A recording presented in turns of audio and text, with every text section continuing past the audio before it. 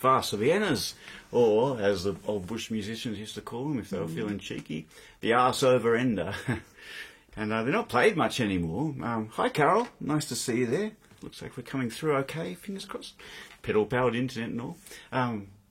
Well, arse over ender, Vasa Viennas, not danced very often.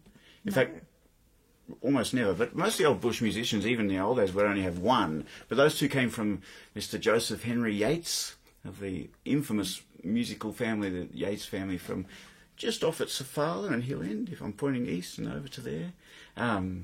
And Joe was the king of bush fiddlers. He was. No argument. No argument. If you're... Joe Cashmere supporters. Careful. People's Front of Judea stuff, isn't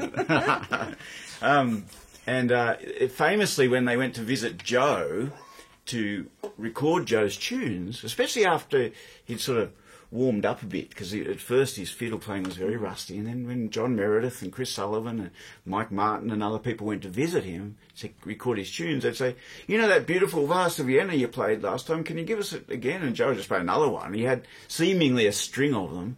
Or he was making them up. Well, Joe did write tunes too. And you only need one B section.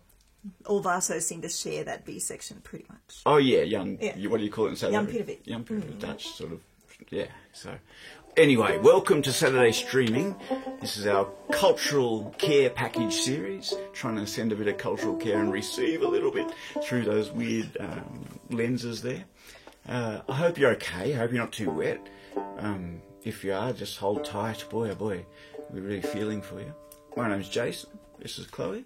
And this is our home in Spring Grove or Millthorpe, depending on what you want to call it.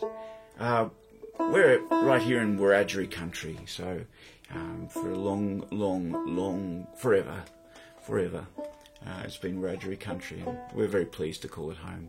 We feel very thankful every day. It's the land of the three rivers, the Lachlan or the Kalare, the Macquarie or the Womble, and the Murrumbidgee or the Murrumbidgee. And tonight we're going to play largely for an old mate of ours who passed away a couple of weeks ago. His name was Trevor Taylor. He's a very good friend. He was one of those people we didn't see often, but when we did, we really turned it on. You know, they were great nights. Thinking especially about the old Jamboree Festival, Mount Kembla Pub, Kiama Festival, later on Bulli Festival. Not just a mate, but a huge supporter of ours. From the very early days. So here's to Trevor and Tricia. And Tricia, who did this remarkable piece of work. That's a lino print. Yeah, how about that, hey? Remember doing lino prints at school? Impossible. And look, she's done that. That was amazing. A gift to us, because one of the songs of ours that they liked way back off our Dim Dark second album was a song called Dance Glenrowan Dance, I think we called it mostly, and that's what's written under here. So it was a lovely present. Anyway, for Trevor, we'll sing tonight those tunes that we will be playing. This is exciting news. When we head off to Cobargo, we'll be playing it with a reformed Jindy, just for a little set at Cobargo Folk Festival. So us with the great Mike Martin playing as well. So I'll try and just mention a few of the meeting of mind aspects of why we became friends with Trevor so quickly. One of the things I first remember talking about was, and this will be a running theme, was Irish in Australia. Now, funnily enough, for the last month or so, we've been doing a lot of little things with the family. We watched a show on TV, rarely watch TV, but we did watch a TV show about going around Ireland. Oh, it made me... You ever been homesick for a place you've never been? That's what Ireland does to me. I've never got us any closer than the far kind of coast of Wales, and you could smell it, you know. I wanted to go, but we didn't. You've got the real Irish blood, I believe, haven't you? On a few different strains of the family, yeah. In particular, my dear Nanny Pie, my bestest mate, both her... So we're talking way back in pre-Gold Rush times, but both lots of lines of her family landed in different parts of Ireland, from different parts of Ireland. So yes, I do. Not so much you. So you wouldn't know, really. No, more English, Scottish, Swedish, me. But I was a bit like... It was a bit like, for me, I remember talking to John Dengate the very first time we met about this, and just how I responded to his songs. They sounded like my family. I explained who Nan was and what her background was, and I said, he just said, well, she's so Irish by the sound of it. I said, but she couldn't point Ireland out on a map, you know. You weren't aware of these things, but we certainly were, yeah. So, many generations ago. This song's about, well, could easily have been my Nan's ancestors, my ancestors, coming out. One of the very earliest Australian songs we sing.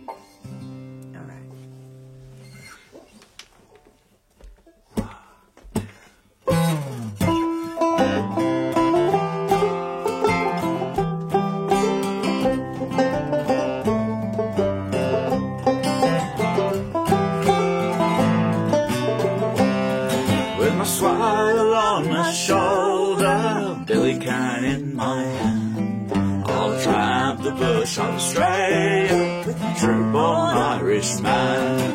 When first I came to Sydney, the girls and me did smile, saying one and two the other, here's a lad from Erin's Isle. Well, I went down to a public house to spend an hour or two, and the daughter of the landlady, she fell in love with me.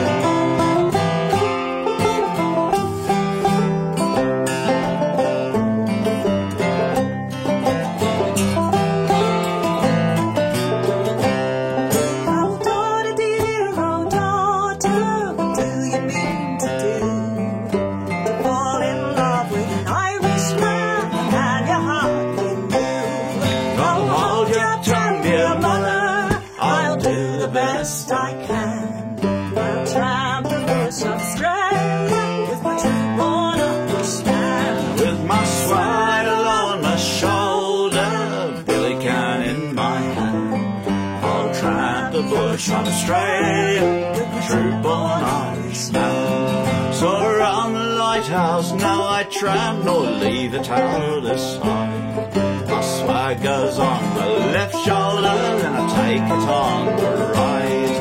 This then I take it off me back, and often upon it I lie. It's the best of all the Tucker tracks, and upon it I should die.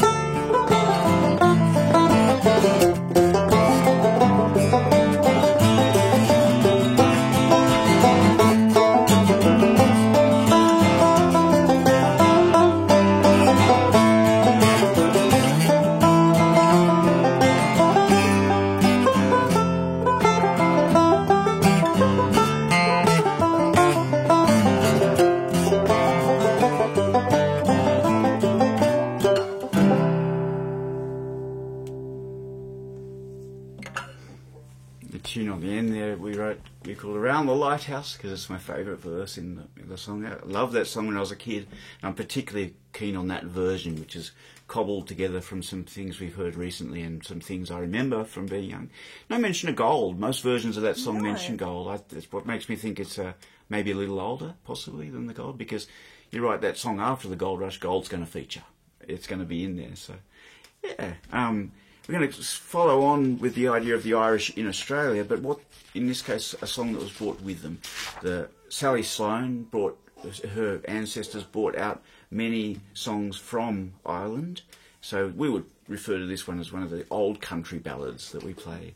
So it's very much an Australian song, but with very clear history from Ireland, lyrically and melodically. And we've been singing this one for a long time. It was a fun one to play with the band, with the Roworth band when it was cooking along. Yeah, with Bill and Baz and Matt and Jack. Yeah, we'll get there again one day. Fantastic fun playing with that band. every single player in that band made me feel spoilt rotten just by being there, you know. There's something about being on stage and when people just hit one note, but within that one note, you know you're in the right place. I remember the first time Maddie hit a bass note behind us on stage. Within that one note, I remember clearly while I was singing thinking, my job just got a lot easier and a lot more fun too.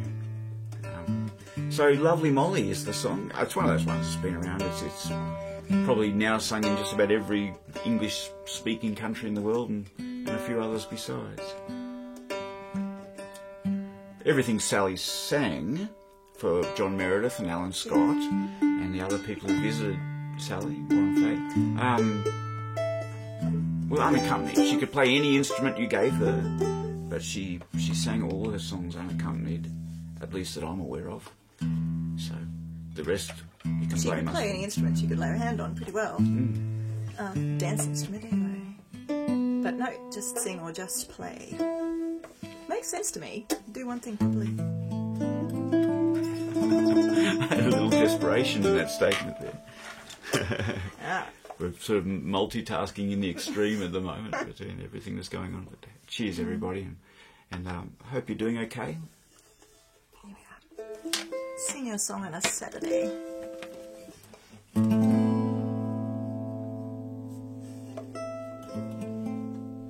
Our meeting is a pleasure between my love and I.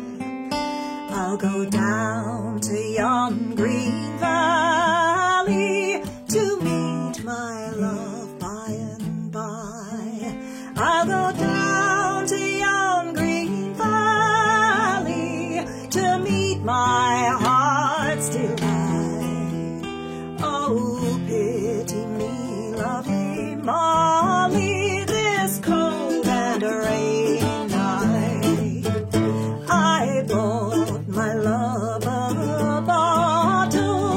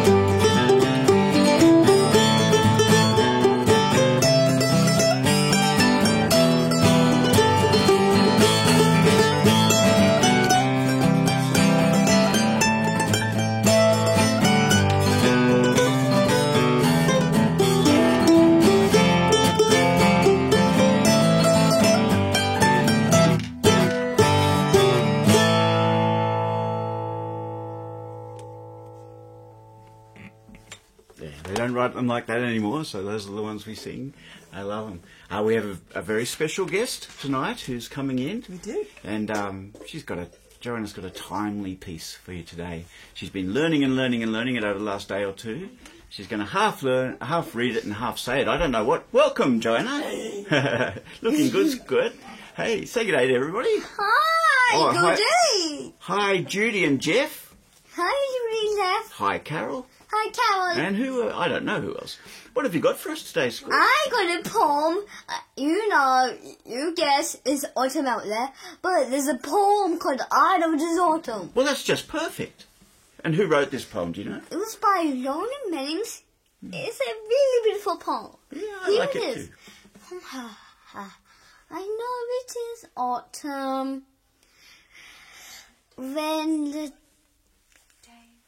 the flowers all fade. Hang on, Spanny. Start again, because you've jumped.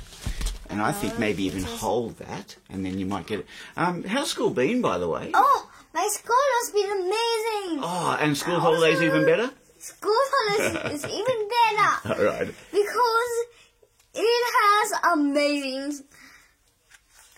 So here it is. Right, okay. I know it is autumn when the days start to shorten and the flowers all fade and grass turns to brown. I know it is autumn when leaves start to whisper and start a little stone and then flutter on down. I know it is autumn when jackets are needed and small fires are lit in the houses at night. I know it is autumn when the day quickly passes and suddenly afternoon turns into night. Isn't that Knock, a fantastic little... Oh, knock, knock. You got a joke for us as well. Okay, who's there? Good who? Okay, good night, Spanny. She's doing very well with that poem. It's quite a grown-up poem it's her first sort of more serious poem, and it's a lovely effort. Megan is a bit crook at the moment. She's not feeling very well. They're not feeling very well. Sorry, but they're skipping this one. They're skipping this one. They had a poem, but we'll have to wait for that one. That's all right. But we're going to go back and sing a song now that we wrote in our little flat in Jamberoo. I mentioned that tonight is in memory of our mate Trevor, and he was not a small factor in us moving down there. He was amongst the crowd that we were getting to know and like very much, as well as going down to join the Wongawilli Band and become involved in 2 mighty festivals and be closer to some gigs that we were doing down there, Mount Kembla Pub, Austinmere Fair, all kinds of things. Yeah, Clifton. We're playing at the pub at Clifton. Scarborough, yeah. In fact, we did those 2 with Mike Martin in Jindy a couple of times too. So there was lots of driving up and down that coast road. Long winding road down the coast there to Wollongong, between Sydney and Wollongong and further afield. So from here down to there, I guess, is what we were doing, weren't we? We were. So we were very aware that the amount of driving we were doing lots of gigs across Australia and driving a lot, as you do when you gig, especially in this country. You drive long distances and sometimes in a bit of a hurry because the next gig's pushing. So this song came out of those experiences. We were ready for this break from the road. I mean, it's been difficult, but also we needed the spell. So part of that was just not driving quite as much.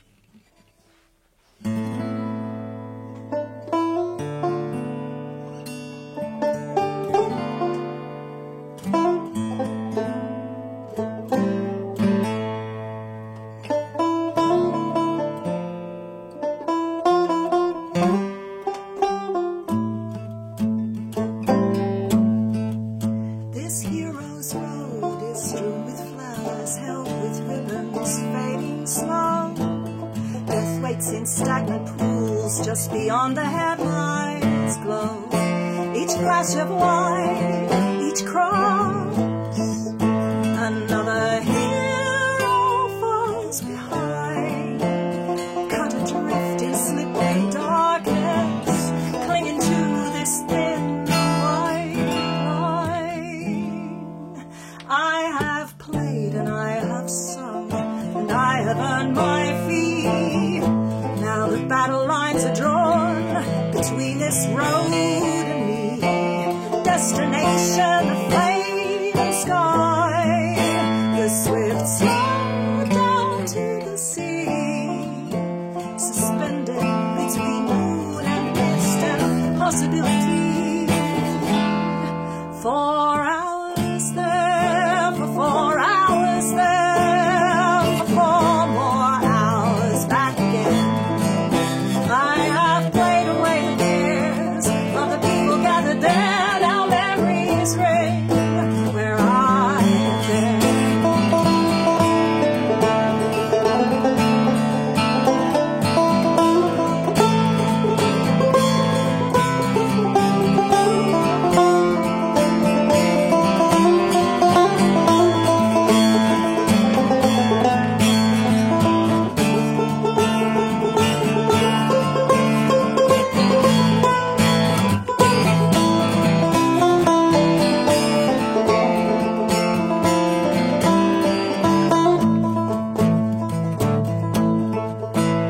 At the wrong end of the day, ghostly fishermen float by, suspended on their narrow bridge, they catch my weary eye.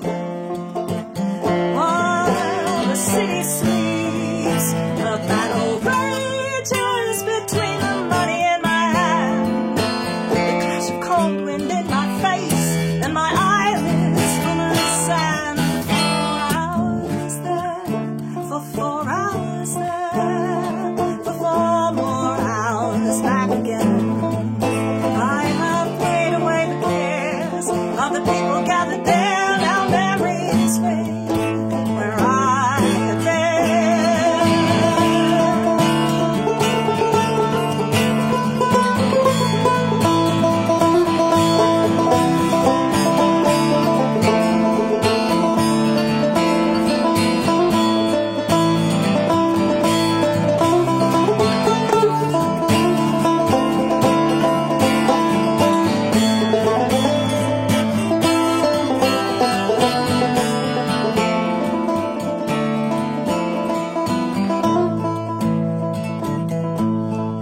This dark road seems peaceful now, and I may yet survive. Many a brave soul thinks to travel, many a soul does not arrive.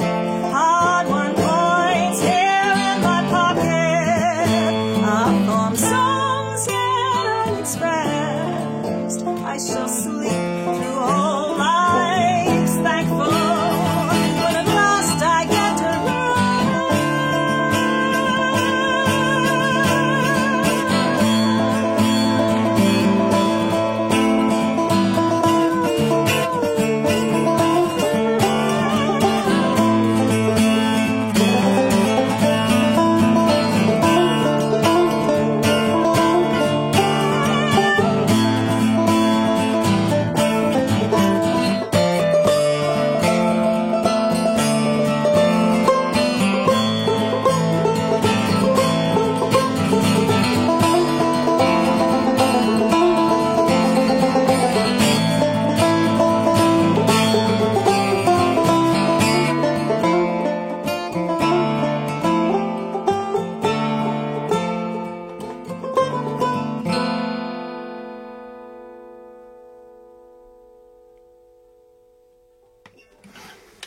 We call that one This Hero's Road, and when we played it, we revisited the song when we did our sort of series of 30 years of songwriting, and we sort of finished it off. It had never been Yeah, and gigged. it wasn't complete. And we got a strange request from a bloke from Denmark who said, I heard you sing that in 2005 at a festival, at Skagen Festival.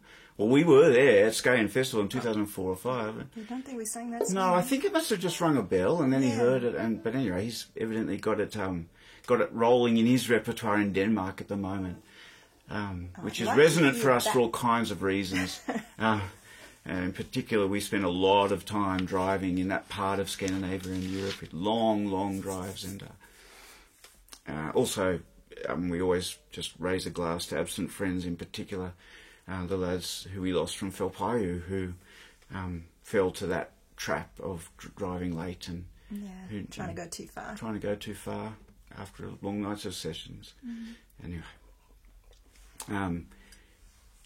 here we are, moving into election fever. So we just thought we'd give a nod to past times. We're thinking of Trevor, and I think this is not a song I remember singing for Trevor or talking about it, but we certainly spoke about Whitlam, and that time. I mentioned my big thing about reflecting on Gough Whitlam was no one in my family had ever been anywhere near a university.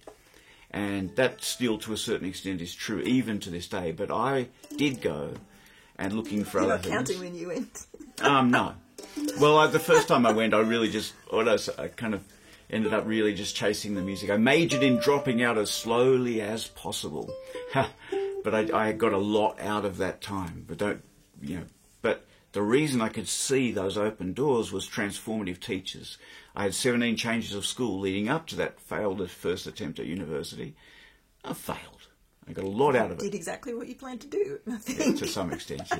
And then got a job doing what I was training to do anyway, so it wasn't a no-brainer to leave. But what happened for me at school was I was taught by just a few teachers along the way, a handful, a couple of really standout examples who I think of as Whitlam's teachers. They were people whose background was like mine, or similar to mine, a working class. Remember the working class? It seems like a long time ago, doesn't it? And went to university because it was free, because they could. And then came out to become teachers and were able to open doors for me that would never have been opened. I think I was trying to kick at walls to push my way through, but they kind of said, no, just over here. Open the door. So here's to transformative teaching. And with thanks to the people who helped me. And a cautionary tale. Yes. Prior to the election. Things can... If there's going to be one. I don't know. They seem to be hiding their heads under the sand.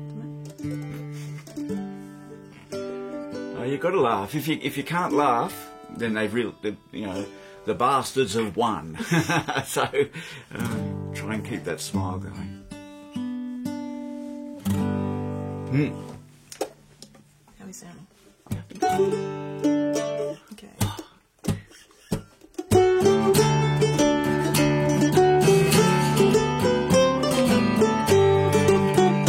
I remember the day I was no more than a boy, working in an oxide plant at the back of North Fitzroy. Bert Gilchrist told the gaffer, because Bert Gilchrist had the clout. He said they've given Gough the bullets and the lads are walking out. So we walked right off that job while the gaffer held the door.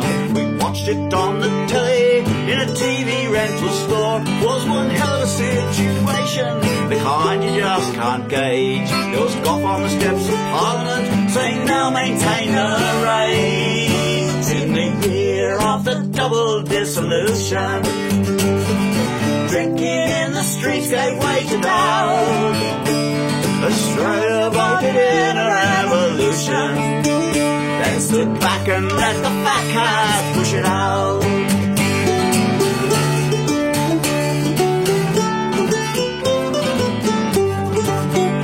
There was violence in the air as I walked back home that night.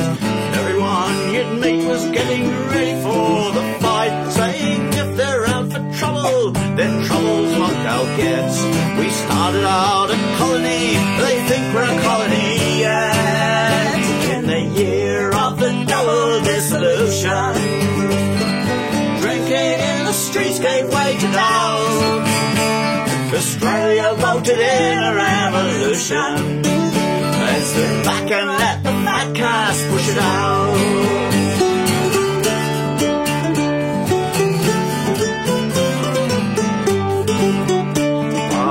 as the weeks went by, the anger turned to mild relief. The locks were freed like magic, and I watched in disbelief to see a scam so blatant, so jacked up and full of holes, and the people in their thousands endorsed at the polls. In the year of the double dissolution, drinking in the streets gave way to doubt. Oh, Australia voted in a revolution, then stood back and let the fat cats push it out.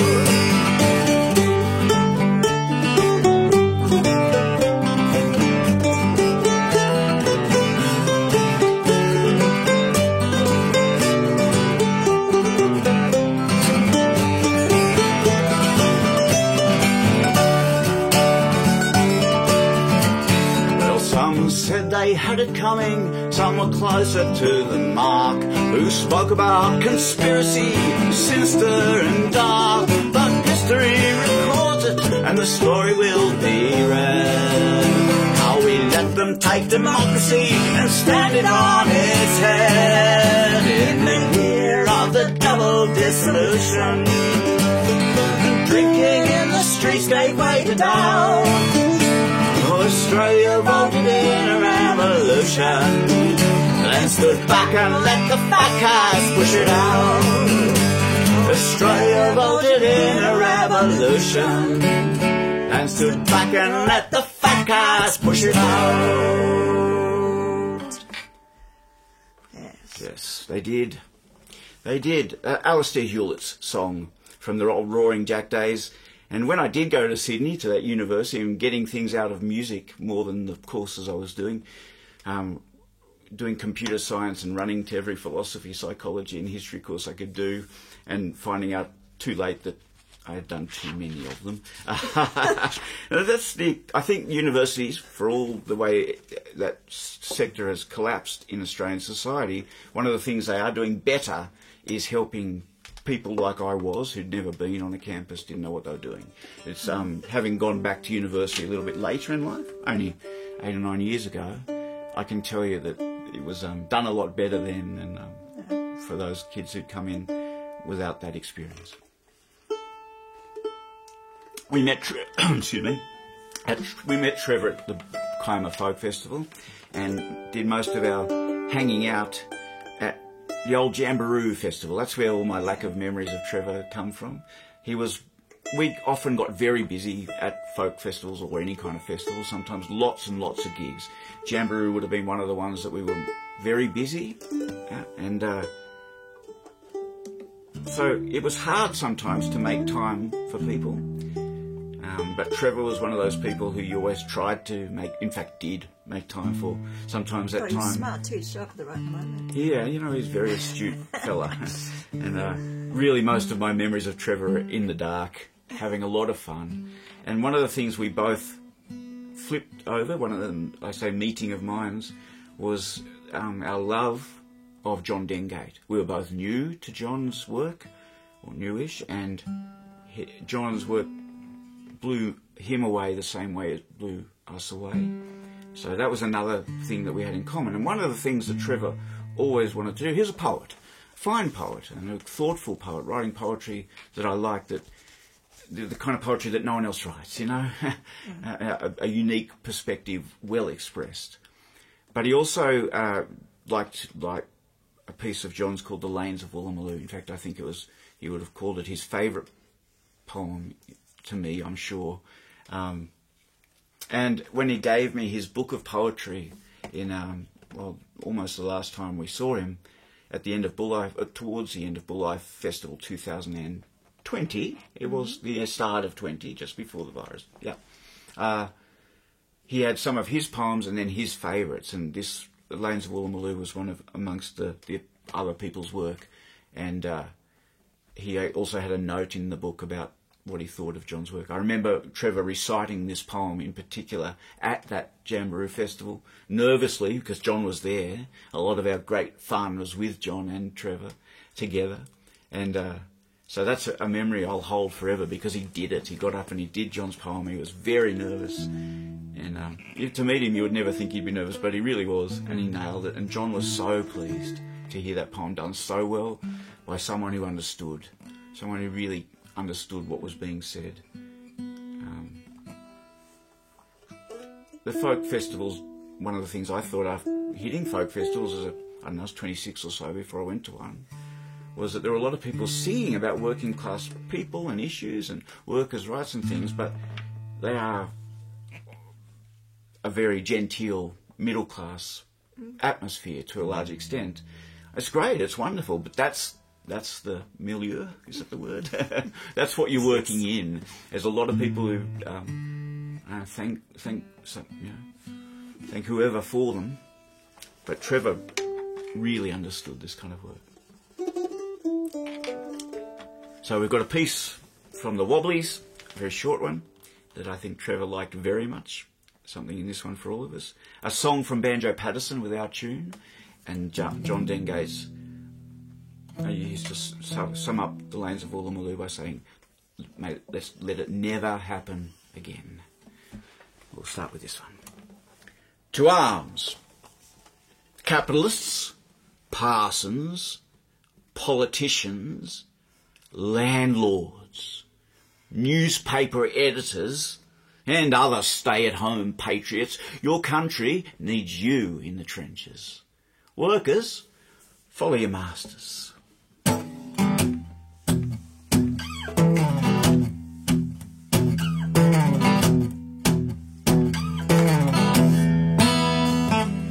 this war we're always moving on. When you make a friend, another friend is gone. Should a woman's kindly face make us welcome for a space, then it's saddle boys, we're moving on. Oh, then who's your mate, me Johnny lad? So drunk he could hardly stand, with his eyeballs staring so wildly and his violently shaking hand. His name is not for the naming, but his story I'll tell you true. He's a child of the Great Depression, from the lanes of Woolloomooloo. He was reared on bread and dripping, and on dollops of Dole plum jam. He dodged the police, and his father's boot, and his fare on the city tram. Lee mustered with the militia on the walls of Woolloomooloo. Then he fought disease and the Japanese in the summer of 42. Never you mind his shaking hand or his strangely twisted mouth. He was cut off at Templeton's crossing, when the Japs came swarming south. He wept and he prayed in the jungle, but God to his prayers was deaf. It was Jocko, retreat on your bleeding feet. And where was the AIF? You'll find him now in Bell's Hotel, all round by the Domain. You'll find him under a Moreton Bay, sweeping it off in the rain. You'll find him wandering William Street without any work to do. Oh, he's a child of the Great Depression, from the lanes of Woolloomooloo. He's a hollow, dirty derelict, abandoned by the fates. His soul's at Templeton's crossing, with his dead militia mates. White lady is his mistress. They fornicate and woo, spawning blind oblivion in the lanes of Woolloomooloo. In the hospitals they're moving on. They're here today, tomorrow they are gone. When the bravest and the best of the boys, you know, go west, then you're choking down your tears and moving on.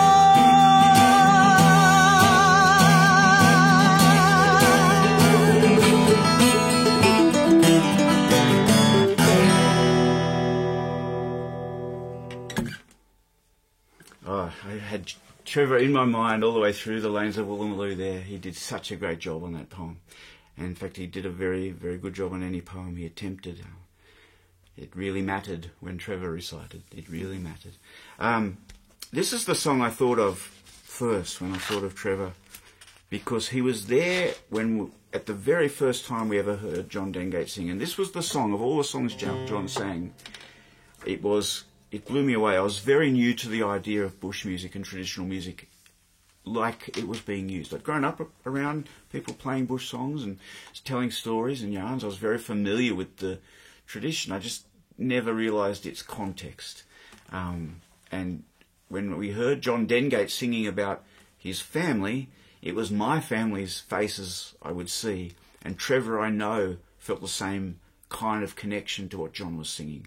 It ties into our love of Ireland and our love of, well, just our own lives. Our own background. Yeah. It also speaks of the love of cricket. I don't know what Trevor thought of cricket. We never really spoke about that. But I know John Dengate was a leg spinner, and I tried to bowl leg spin as well.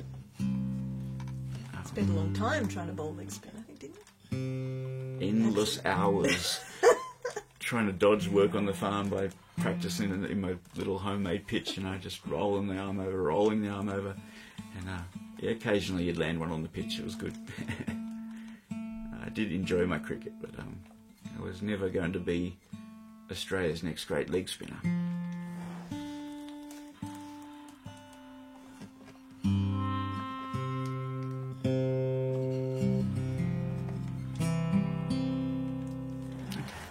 So again, we've got to Trev.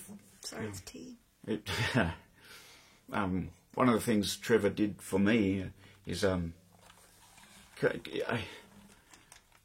think I put it the other day when I was thinking about it, as he put steel in my spine. He made you feel strong for the fight, and that's valuable, a valuable gift to give.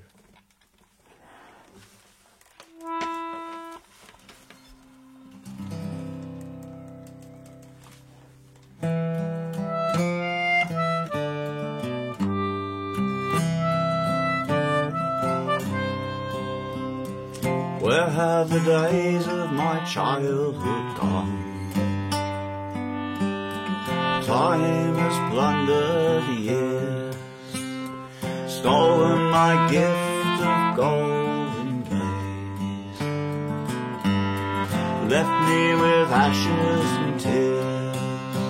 I wandered along the lonely road, over the paddocks and run, drugged with summer cicadas song, drunk with freedom and sun.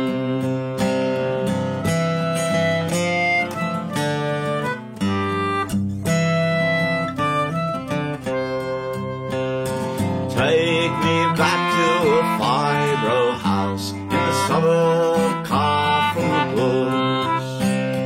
Give me an acre of lawn to cut and a rusty old mower to push. Oh, give me a summery Saturday, just after the war was won,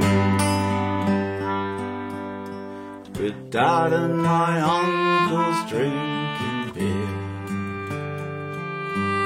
sprawl on the grass in the sun.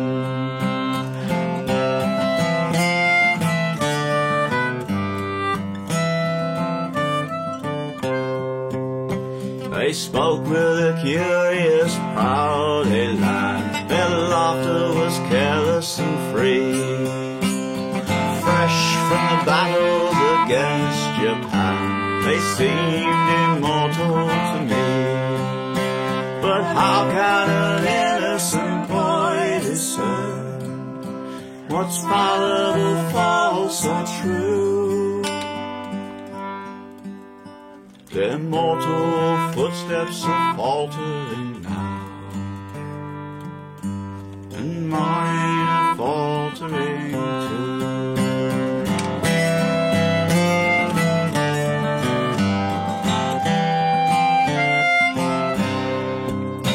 I'll bring out the bat and the worn cork ball, we'll bowl at an old wooden cave. She'll jump and she'll turn off the asphalt road to come at a lively pace. But barefoot, careless and undismayed, we'll drive and hammer and glance. But the ball I was lost in the tangled years. My hands couldn't hold the chance.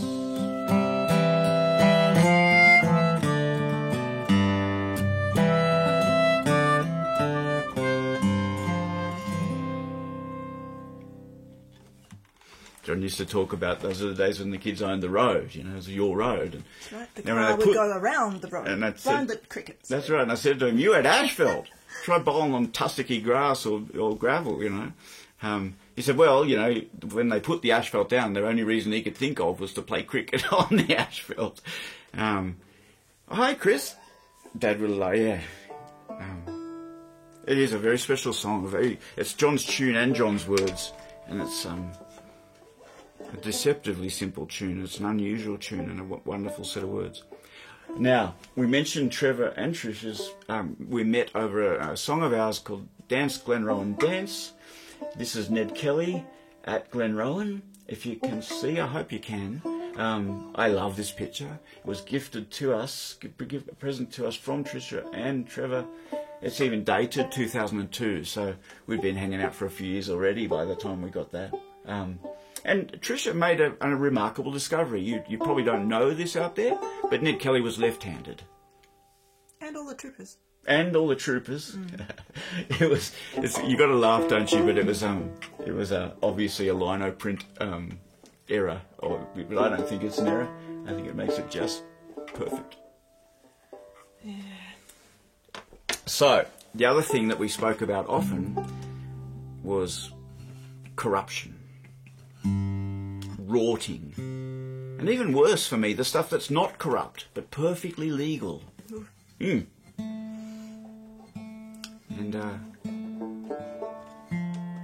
this song is written by Smilin' Billy Blinkhorn. There's a couple of extra sets of words from Jack O'Kevins. Yeah, Smiling Billy Blinkhorn and Taciturn Jack O'Kevins. Is that what you've written there? That's what I've got written here. True. And yeah, I know when we used to play this with Wonga Willie that it was one that used to bring a smile to Trev's face. So this one's for you, mate. Oh, well, Chloe's tuning. These are free shows. A lot of the people who are tuning in have well and truly contributed already, but if you haven't and you would like to, it's free shows, but we love to see some donations or some album sales, or even the best thing I've come to love after Or even a kind word. A kind word. No, I'm not telling that. You're not telling me. No. Another day. Another day. Yeah, we have a Patreon thing where some people are kindly putting in money every month. You can, for as little as $3, or sky's the limit. Some people are very generous with what they're contributing, and we're working hard here. I won't go into too much, but the idea is that if you feel like supporting us, old school, like patrons and artists from long ago, you can sign up for anything you like per month, and the idea is that you come along to any of these concerts. Don't add any more donations, please. And then with anything we record, we'll give you the album. And we've done some special recordings lately that we've put up on a Patreon website for patrons only, just because you're very special and we want to say thank you. So there's that as well. So maybe you'll consider becoming a patron, or just keep coming and watching the shows, because we really like having an audience too. Oh, Chris wants the yarn. All right. I think okay. Yeah. I can't now because they now you know it's here. All right, I'll tell it anyway.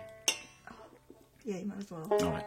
So, Trundle is not a very big place, but I remember driving through Trundle once with Chloe and the kids, and I don't know why. It was hot. It's hot, and we were stressed. Now not stressed like unbearable, but things were tight, quiet. Things were quiet in the car. And you could tell things were a bit edgy. We're driving through Trundle, and I know it was morning. It was maybe late morning. And night was very near. Yeah, we must have been on the way to a gig, because that's usually when things get a little bit, we're all kind of getting things in our mindset, and that tends to create, the kids know, though. They just leave us alone pretty well after you. And, gig day, righto, don't talk to us, that's fine. Anyway, it's not very hard to lose anyone in Trundle, but I managed it. We pulled into town, and Chloe and the kids, somehow we lost each other. Chloe and the kids.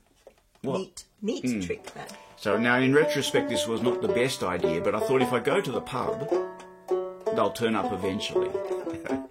And I walked into the pub, and not surprisingly, on a Thursday morning or whatever it was, there was no one else in there except a teenager. Now, no one does surly service like Australians. If it was an Olympic sport, we've got it covered. We would bring home gold, silver, and whatever other medal they do. Never mind curling. What about surling? Surly. Very nice. And, so there was a teenager, older teenager woman sitting there at the end of the bar with one of those red checked tea cloths, tea towels, and a little midi glass. And she's just looking down, drying the same glass for a long time. I walked in, she didn't even look up. And I tried to... Eventually, she kind of looked up at me, rolled her eyes, grunted as she got up like this was going to do me some significant favour, and walked along the bar. And I'm going to paraphrase here, but she said something to me, and it kind of went like, something like that. I said, "Oh, look." You're exaggerating. So I looked out. I was getting hungry. It was approaching lunchtime. I said, "I have a mini of old." It was good too. Anyway, mini of old. And I looked down at the pie warmer, and there was just one thing in the pie warmer that might have been a pie once. It looked vaguely pie-like. I said, "Is that pie hot?" She said, "Should be. It's been there a week." Right. So I'll have the beer and the pie. And another poor decision I made was to look up at her and see her miserable face and say, "The beer, just the pie, a bit of sauce, and a few kind words, please." And she poured the mini with some vehemence, smashed it down on the bar, most of it frothed onto the cloth, and she went down to the pie warmer, she pulled it out with her hand, came down and sat it in the slops on the bar and went to walk away. And this was getting kind of absurd, but I looked up at her and I said, hey, I said, "The few kind words." She said, "Don't eat the pie." That's the I'm just glad you didn't have fun. The only bit of it that's not true is her saying, "Don't eat the pie." Everything else actually happened. Yeah, this is right back when in tune. You've heard the yarn. This is Smiling Billy Blinkhorn and Jack O'Kevin's work, arranged by us to kind of rock it along. It's called Poor Ned Kelly. Poor Ned Kelly. It's easier to do today. Poor Ned Kelly. You don't even have to run away. There you go, chance to sing around the kitchen. Yeah, have a sing along. It'd be great.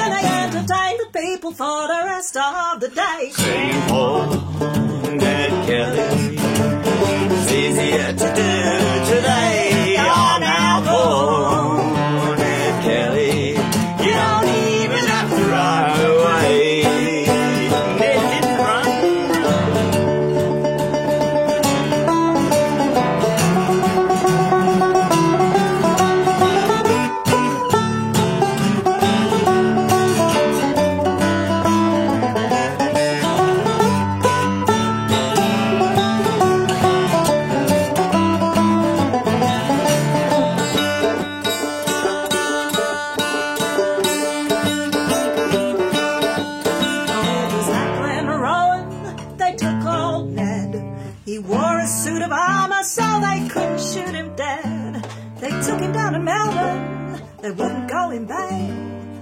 Hung in front of the rafters of the Russell Street jail, singing, "Oh, Ned Kelly, it's easier to do today on our home, Ned Kelly. You don't even have to run away. Oh, whoa, Ned Kelly, it's easier to do today on our home, Ned Kelly. You don't even have to run. You don't even have to run. You don't even have to run away."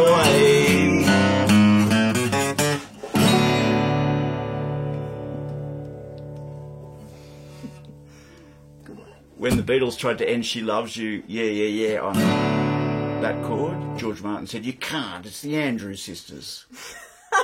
They said, "We can." So we can end poor Ned Kelly on that chord. That's right, exactly Not right. a problem. I do love that song. One of my favourite memories of singing that song was at the Woodford Folk Festival in a hay bale. We always used to meet up with Jacko up there. Jacko Kevins had come along. That there. was one of the more unusual venues. Yeah, anyone remember it? It was a singing, they called it a singing room opposite the Guinness Bar, and it was just made of hay, or just, it was cool. It was really seriously well-made little structure, but it was quite small. Hay bales. Yeah. So really thick walls, but really low ceiling. It was like a cave. It would have been really good for a didge. In fact, they probably did take a Yeah, didge in there. probably did. It was probably the didge But cave late at night. We were up there with Wonga Willie, so we had a 7-piece band including piano in there. A And the- sweaty 7-piece. And the idea was to get lots of people singing, but not many people could fit in. And, Once we were in, there wasn't much. No. At that point, we knew that song as being by Smiling Billy Blinkhorn. You know, we got a copy of the words somewhere, and the word, you know, we worked it up, and we knew it was that. And I could hear Jacko just behind me singing along really nicely. You know, Jacko's a beautiful singer, and he was singing along, and just. We weren't even finished the song, but he leant in right in my ear here. It must have been your ear too, because we're always this way. And he said, "I wrote a lot of those words." We had no idea, but we do now. We do now. I mentioned the second to last time we got to hang out with Trevor was at the Bulli Illawarra Folk Festival in 2020, so a bit over 2 years ago. And he kind of pulled me aside, as he often did, and said, "Oh, come on, I've got something to show you." And usually that we come back a lot happier than when we went away. He was a very good man to run into if you like things a little bit elevated. So we certainly went away and got elevated, and as we did. And he gave me his book of poetry, and it was obviously a big deal. And in that normal Trevor self-deprecating, good old Australian ways, "Oh, don't read it. Don't read it." You know, I'm just going to give it to you. Here it is, but don't read it. Oh, of course I read it. But like I say, his poems up the front, and then some of his favourite poets up the back. Another thing we loved, or shared a love of, was Henry Lawson. And this poem is in Trevor's book. There's only a handful of other people's poems, and this is one of them. I know Trevor used to use that old line. I remember talking about when you did die. You know, "You're just gone fishing, mate. You're just gone fishing." So we all have different ways of thinking about people we've lost. Trevor was way too young to. It's not, you know, but he gave us a lot in his years. And this poem is one of Henry Lawson's ways of thinking about losing someone. Straight from Trevor's book.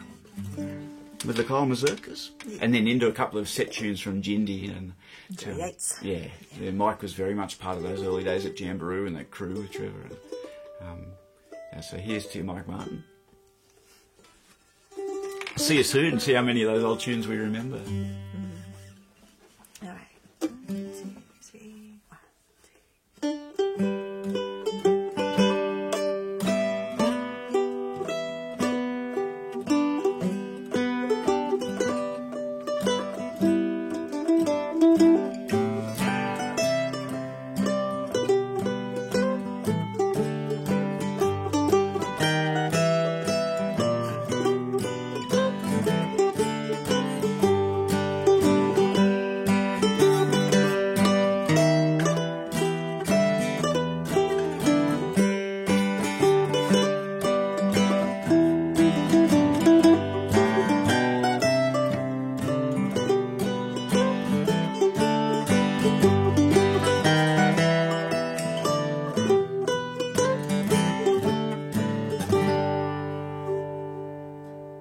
3 bushmen one morning rode up to an inn, and one of them called for the drinks with a grin. They'd only returned from a trip to the north, and eager to greet them, the landlord came forth. He absently poured out a glass of 3 Star and set down that drink with the rest on the bar. That's for Harry, he said. And it's queer, 'tis the very same glass he drank from last year. His name's on the glass, you can read it like print. He scratched it himself with an old piece of flint. I remember his drink, 'twas always 3 Star, and the landlord looked out through the door of the bar. He looked at the horses and counted but 3. You were always together. Where's Harry? Cried he. Sadly they looked at the glass as they said, You may put it away, for our old mate is dead. But one, gazing out o'er the ridges afar, said, We owe him a shout, leave the glass on the bar. They thought of the faraway grave on the plain. They thought of the comrade who came not again. They lifted their glasses and sadly they said, We drink to the name of the mate who is dead.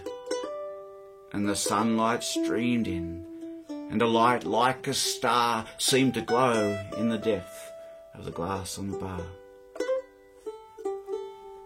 And still, in that shanty, a tumbler is seen. It stands by the clock, ever polished and clean. And often the strangers will read as they pass the name of a bushman engraved on the glass. And though on the shelf but a dozen there are, that glass never stands with the rest on the bar.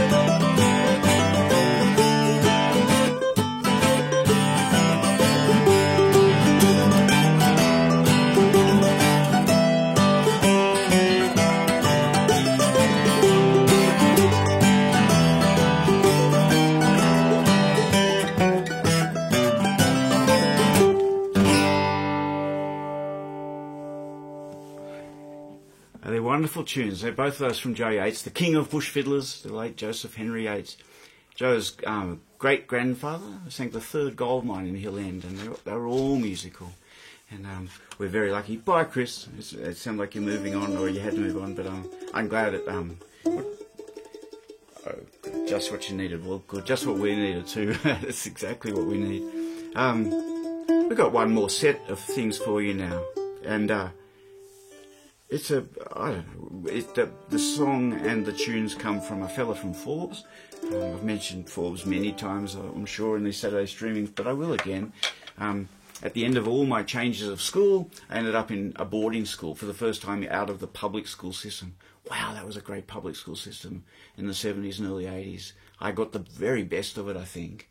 No matter changing school 17 times, so school kind of became irrelevant in some ways, but not socially and culturally, and not the extracurricular work that the teachers would give. I mean, I'd often land in a school and they'd already covered the thing, doing things again that I'd already done, things I should have done. You can imagine how useless the damn curriculum was. Yeah, Swiss cheese, exactly right.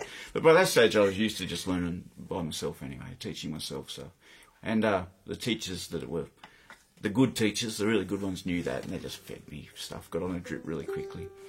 And that's what happened at Forbes. But at Forbes, at Red Bend College there, I had just reached a point with teaching myself guitar without any help but records, really, a couple of chords here or there, but not much. And but Forbes, Red Bend, and the school was incredibly well equipped with guitars and all the things you needed, and the ability, other players. Everyone seemed to be able to play something. Oh wow! So we just jam and play and talk. But also, Forbes itself was just full of music. There was Beryl and Bert's amazing music shop. I'm talking instruments, everything. Bert was the best yarn spinner. You just get. We'd go in there and you just wind him up and sit back and watch. What's your line? Moving pianos in the flood. Oh, moving pianos in the flood. Everything was just completely, over the top in the way it should be. And then there was the other music shop with the instruments and records, the whole bit. And so I was the beneficiary of all kinds of musicians in town too, who would happily share information, not just on playing, but what it's like to do that for your life. I knew what I was going to do. There's no question in my mind that I was going to somehow do this, what we do for a living, just known that since I was 6 or something, just never in doubt, never a question. But how, or what it's like, well, I had no idea. So Forbes really taught me, those 2 years in Forbes taught me more about playing music and how it works than probably all my other years combined. I was just that right spot where you learn fast. You're ready, you've got the appetite. A lot of my music theory came, oh, that's why that works. Oh, that's why that works. Not how do you do that, but now I get why what I've been doing fits into the scheme of things. Rob Willis and Ollie are out there in Forbes too, and we thank them because they recorded the music and yarns of the great Eb Wren. Eb's voice is incredible. Rob Willis says, he used to come in the shop in Forbes where Rob was working, he said, I've got another one for you, Robbie, in his big gravelly old voice, And this is a song from Eb and 2 tunes that Eb played. While you're tuning it, then maybe it's a good time to mention that show. Oh, Blind Freddy. Yeah. What do you want to talk about? I love Blind Freddy. This is Craig's Bushranger tours out there around the Goolong Canowindra, and he's for people who like to find out about the remarkable times in Australia around the Gold Rush Bushrangers around this part of the world. It's very sad to me that time has become to some people at least, like a cartoon version or something that you don't want to talk about, because it was formative. It was an extraordinary time. We're talking about people beyond the limits of location. They'd already savagely displaced the Aboriginal people, but for the first time in some of their lives and back through all the generations, as far as you could see, those people were their own boss. They ran their own show. When gold was found,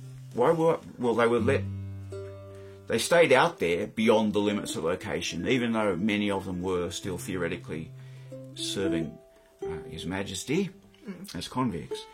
The reason they were sort of a blind eye was turned was I don't think they could have brought them back anyway. And this, by the way, this started before any explorers crossed the mountains. Right? Blaxland and Lawson, those guys, had their hands held by local Aboriginal people, and many convicts had bolted and got over those mountains before they went. I like to think about that too, who really kind of found this our home. And the other reason they were tolerated, if that's the word, or ignored, was they were feeding the colony. They were growing so much beef that there's no way they could have brought them back in, because it would have created yet another role of hunger. So a bit of different background to the gold rush, but if you want to know more, Craig Lula really can give you the tour. I think, I don't want to speak for Craig, but it seems to me what the magic of what he's doing is we know the books go wildly to this side in fictionalised crazy accounts, or wildly over here with the reactionary view of people like Edgar Penzig. There's nothing that just tries to address the history. We don't. We like the stories. I love the history too, but we tell the stories wherever they come from. To me, it's more interesting. The most interesting thing for me is what people said about what was happening. Folklore is undeniable. I always say we've based our lives on folklore, not dodgy historical fact. Given that the historical fact is written in the newspapers and in the police reports. Well, positioned? Yeah, very much so. What Craig's doing is taking all of that information, and a really smart head, I've got to say, and putting it in situ, going to the places. And once you take all of the stories to the places, history is kind of actually being revealed out there. I mean, real history, honest history, not written from police reports necessarily, written from all of his knowledge plus the place. And it's amazing what the place can tell you. Frank Clune, who wrote some very fictionalised accounts a long time ago that we all love, books like The Wild Colonial Boys and so forth, he was the other one, and Edgar himself, who went out and went to the places. So that's the shirt. Forbes was a late rush, late diggings, which meant a lot of people descended on Forbes very quickly. The Lachlan diggings. We're going to say goodnight with this piece. I'll just make sure it's a bit fussy on the tuning this one. Thank you for coming, everybody. Thanks, Carol, again for coming. Thank you. I didn't say hello to Sandy. If you're still there, Sandy, hello. It was really nice to have your company last show and this.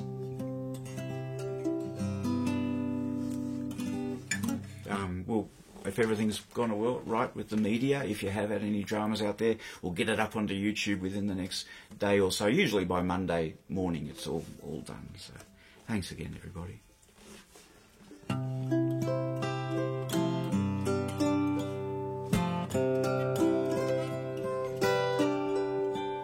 An old grey-haired man sat a playing with a fiddle tucked under his chin.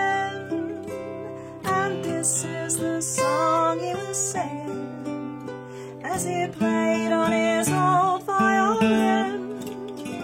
Oh, my old fiddle and I, oh, my old fiddle and I, brings back memories of days gone by, till I lay down the sun. And I hang up the fiddle and bow.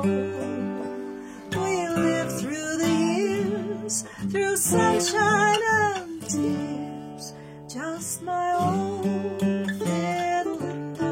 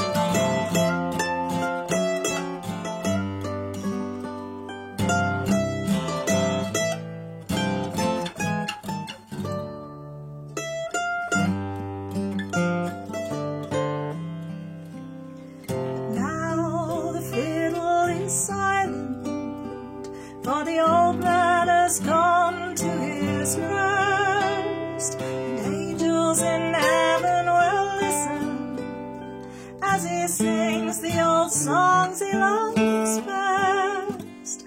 Oh, my old fiddle and I. Oh, my old fiddle and I. Brings back memories of days gone by,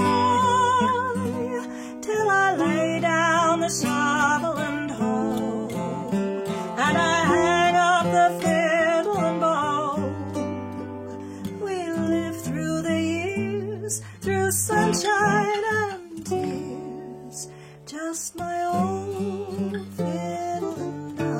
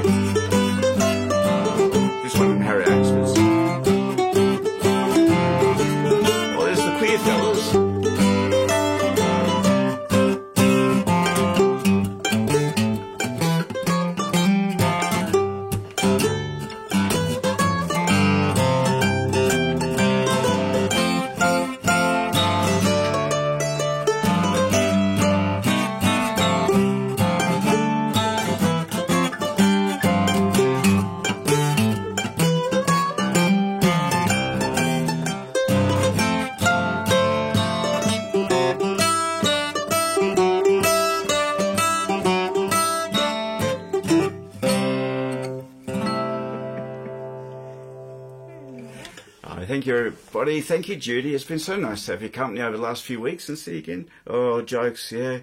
We specialise in bad jokes. But, yeah, we should have a yarn in more often. Because the thing about yarns is it's a bit of a lost art, but you can't know it's a yarn before it starts. That's kind of...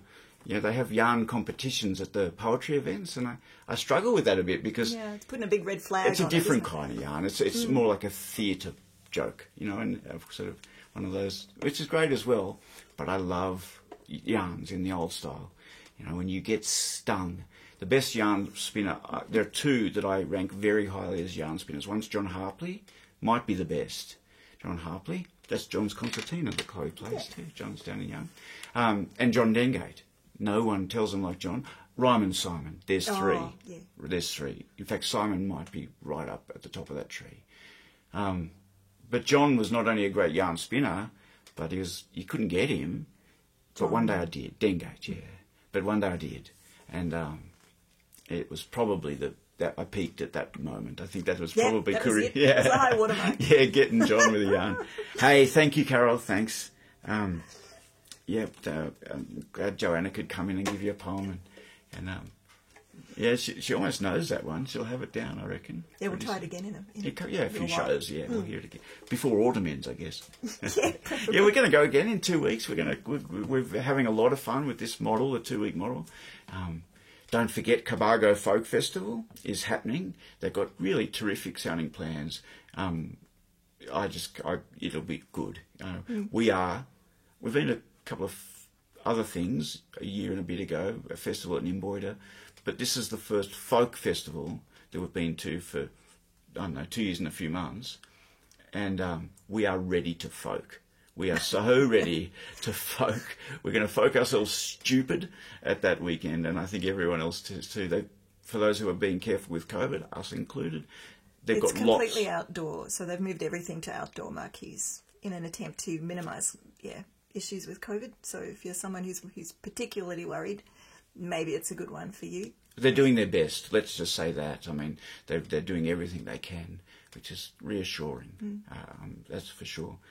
Margaret, hello. Oh, I'm glad you had fun, and thanks for coming again, a dedicated crew. And for those who are watching in YouTube, I don't know where you are or when you are, but I hope have enjoyed the show. But that's it for us. And thanks. Yeah, if you'd like to contribute financially, Chloe, what? The link? You've got the link. The link. Oh, put the link in. I was meant to post the link in, and it didn't happen at the start, so it's happening at the end. Thanks, everybody. Good night.